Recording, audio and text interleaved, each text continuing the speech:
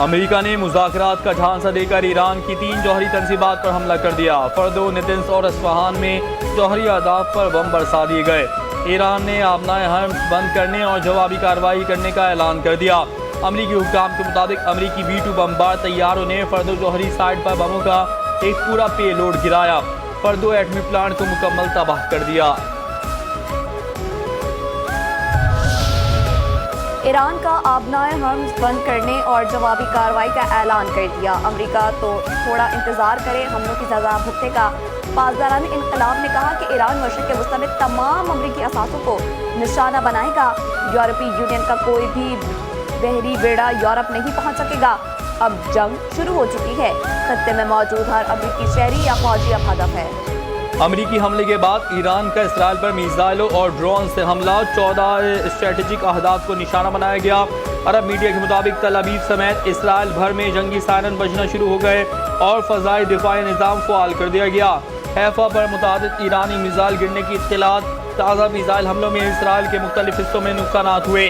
तर्जुमान पासदारान इनकलाब का कहना है कि हैफा में तवील फासले तक मार करने वाले कादिर F मिसाइलों से हमला किया गया। इसराइली फौज की सॉफ्टवेयर कंपनियों के दफातर, power plant, oil refinery, airbase, इसराइली साइबर कमांड समेत राफेल एडवांस डिफेंस सिस्टम्स के हेडक्वार्टर्स को निशाना बनाया गया।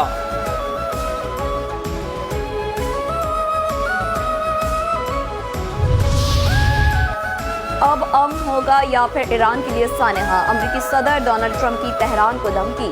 अमरीकी अवाम से खिताब में ट्रंप ने कहा कि आज रात में ये इत्तला दे सकता हूँ कि ये हमले बेहद कामयाब रहे हैं। ईरान के लिए वो तबाही आएगी जिसका हमने गुज़िश्ता 8 दिनों में मुशाहिदा किया।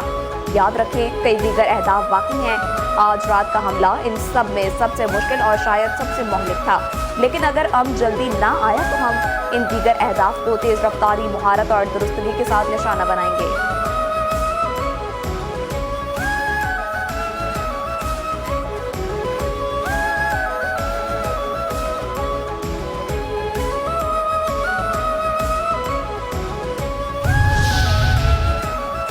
ईरानी सुप्रीम लीडर आयतुल्लाह अली खामनाई ने कहा है, अमेरिका को नुकसान कहीं ज़्यादा होगा। अमेरिका जंग अपने नुकसान के लिए दाखिल हो गया है। अमेरिका को पहुंचने वाला नुकसान ईरान से कहीं ज़्यादा होगा। ईरानी ओहदेदार ने कहा है कि अमेरिकी हमले से पहले तीनों जौहरी तंसीबात खाली करा ली थीं। निशाना बनाए गए तंसीबात में कोई मवाद नहीं था जो अखराज का बायस बने। दुश्मन के फ़ज़ाई हमलों में फर्दो जौहरी साइट को निशाना बनाया गया। फर्दो न्यूक्लियर साइट की सिर्फ दाखिली और खारजी सुरंगों को नुकसान पहुंचा। ईरानी जौहरी तंजीबात पर हमले इसराइल से मुकम्मल राब्ते के साथ किए गए। इसराइली वज़ीर-ए-आज़म नेतन्याहू कहते हैं, ईरान का जौहरी प्रोग्राम इसराइल के वजूद के लिए खतरा था। ईरान के जौहरी प्रोग्राम से दुनिया के अमन को खतरा लाहक था। अमरीकी सदर ट्रंप ने ऑपरेशन मुकम्मल होने के फौरी बाद मुझे कॉल की। ईरान का जौहरी प्रोग्राम खत्म करने का वादा पूरा हो गया।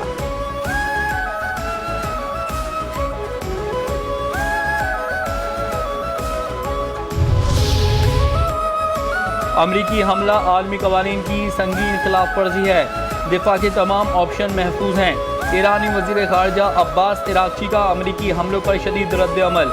कहा, हमले के हमेशा याद रखे जाने वाले नताइज होंगे। अमरीका हमला नाकाबिले बर्दाश्त, गैर कानूनी और मुजरिमाना फेल है और अक़वाम मुत्तहिदा के रुकने ममालिक को इस खतरनाक हरकत पर शदीद तशवीश होनी चाहिए। ईरान अपनी खुद मुख्तारी, मफादात और अवाम के दिफा के लिए तमाम ऑप्शन महफूज रखता है। अक़वाम मुत्तहिदा ने ईरान पर अमरीकी हमले को कशीदगी में खतरनाक इजाफा करार दे दिया। सेक्रेटरी जनरल एंटोनियो गुतरेस ने कहा कि खतरा बढ़ता जा रहा है। ये तनाज़ा तेजी से काबू से बाहर हो सकता है। आम शहरियों, खत्ते और दुनिया पर तबाहकुन असरात पड़ सकते हैं। खतरनाक घड़ी में अफरा तफरी की लहर से बचना ज़रूरी है। तनाज़े का कोई फौजी हल नहीं, आगे बढ़ने का वाहिद रास्ता सफारतकारी है।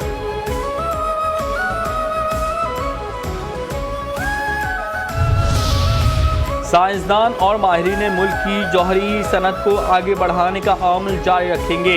ईरान की जौहरी तवानाई तंजीम की अमेरिका के हमलों की सख्त मजम्मत। हमलों का वहशियाना करार दिया गया है।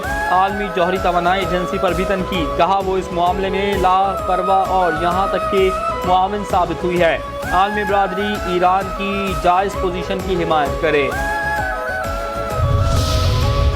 अब वेनेजुएला, मैक्सिको की ईरान पर अमरीकी हमले की शदीद मजम्मत। अमरीकी हमला बैनुल-अक़वामी कानून और अक़वाम मुत्तहिदा के चार्टर की सरीह खिलाफ वर्जी करार दे दिया गया।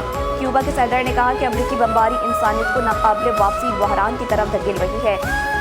चिली के सदर ने कहा कि ताकत रखने का मतलब ये नहीं कि आप उसे इंसानियत के तय करदा क़वानीन की खिलाफ वर्जी के लिए इस्तेमाल करें, चाहे आप अमरीका ही क्यों ना हो। मैक्सिको की वज़ारत ख़ारजा ने तनाज़े को कम करने के लिए अपील की। कहा, इलाक़ाई रियासतों के दरमियान पुरअमन बक़ाए बाहमी की बहाली हमारी अव्वली तरजीह है।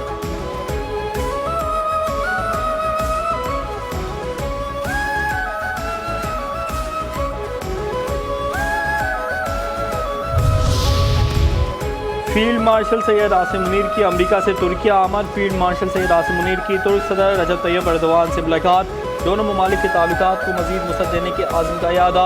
मुलाकात में इत्तेफाक। मुलाकात में खित्ते में कशीदगी कम करने की सिफारती कोशिशें जारी रखने पर इत्तेफाक। नायब वज़ीर आज़म इसहाक डार भी तुर्क सदर से मुलाकात में मौजूद थे। मुलाकात OIC वज़राए ख़ारजा इजलास की साइड लाइन पर हुई। नायब वज़ीर आज़म इसहाक डार ने कहा, पाकिस्तान तुर्किया के साथ बरादराना ताल्लुकात को इंतहाई अहमियत देता है।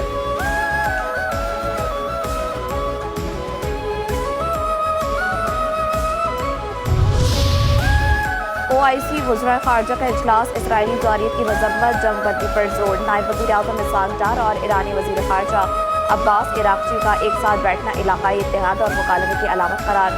चेयरमैन OIC ने कहा, 13 जून के बाद से मशरिक़ वस्ता एक नई तनाज़े का शिकार हो चुका। इसराइल से मुताल्लिक़ OIC के फैसलों पर अमल दरामद होना चाहिए।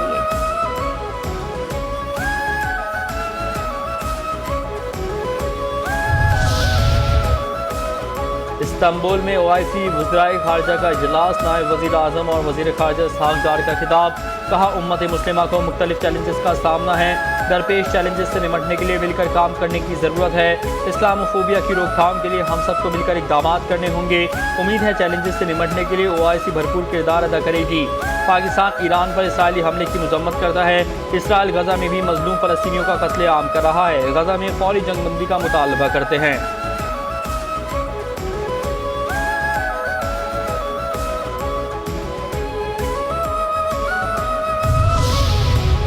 तुर्क सदर ने इसराइली वज़ीर आज़म नेतन्याहू को हिटलर करार दे दिया। कहा, हिटलर पूरे खत्ते को तबाही की तरफ धकेलना चाहता है। यूरोप इसराइल की पुष्टपनाही कर रहा है। मुस्लिम ममालिक के इख्तलाफात बुलाकर इसराइल के खिलाफ आवाज़ बुलंद करे। ईरान को अपने दिफा का मुकम्मल हक है। जीत उसका मुकद्दर होगी। मसला फ़लस्तीन का 2 रियासती हल निकालना होगा। तुर्क सदर ने मज़ीद कहा कि फ़लस्तीन हमारे लिए रेड लाइन है। खत्ते को तबाही से बचाना होगा। सदर तुर्किया इसराइल ईरान अमेरिका एटमी मुज़ाकरात को सबूताज़ करना चाहता है। इसराइल के हमलों ने खत्ते में अदम इस्तेहकाम पैदा किया।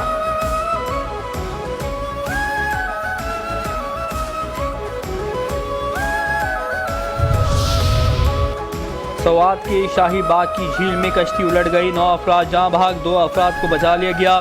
ज़राए के मुताबिक मल्लाह ने कश्ती में गुंजाइश से ज़ायद अफराद को सवार कर लिया था। कश्ती तवाज़ुन बिगड़ने से उलट गई। जहाँ भाग अफराद में ख़वातीन भी शामिल। हादसे का शिकार फैमिली का ताल्लुक शेरगढ़ से था।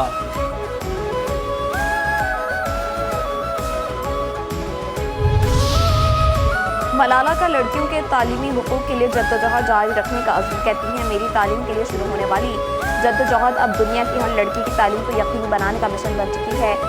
आज भी दुनिया भर में 122 मिलियन लड़कियां स्कूल नहीं जा रही।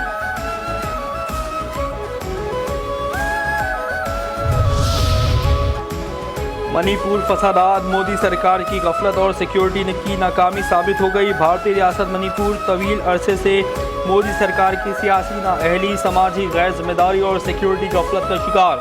मई 2023 से शुरू होने वाली खूनी झड़पें अब तक मुतादिद जानें ले चुकी है। झड़पों से ये भी वाज़ेह हो गया कि मोदी सरकार अपनी रियासती रेट मुकम्मल तौर पर खो चुकी है। भारतीय मीडिया के मुताबिक साबिक भारतीय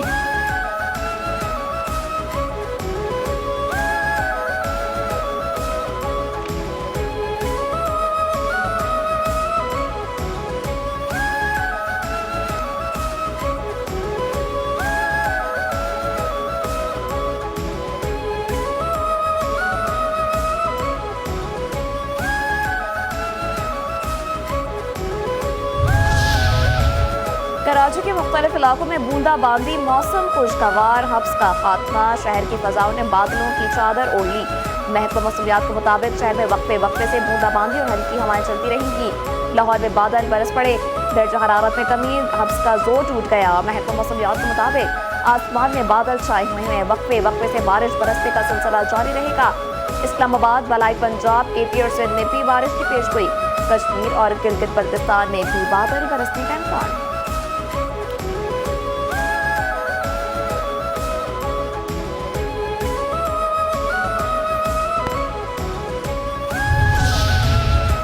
और न्यूजीलैंड ने पाकिस्तान को हराकर हॉकी नेशंस कप अपने नाम कर लिया। न्यूजीलैंड 2-6 से टाइटल के दिफा में कामयाब। फाइनल में पाकिस्तान हॉकी टीम को शिकस्त।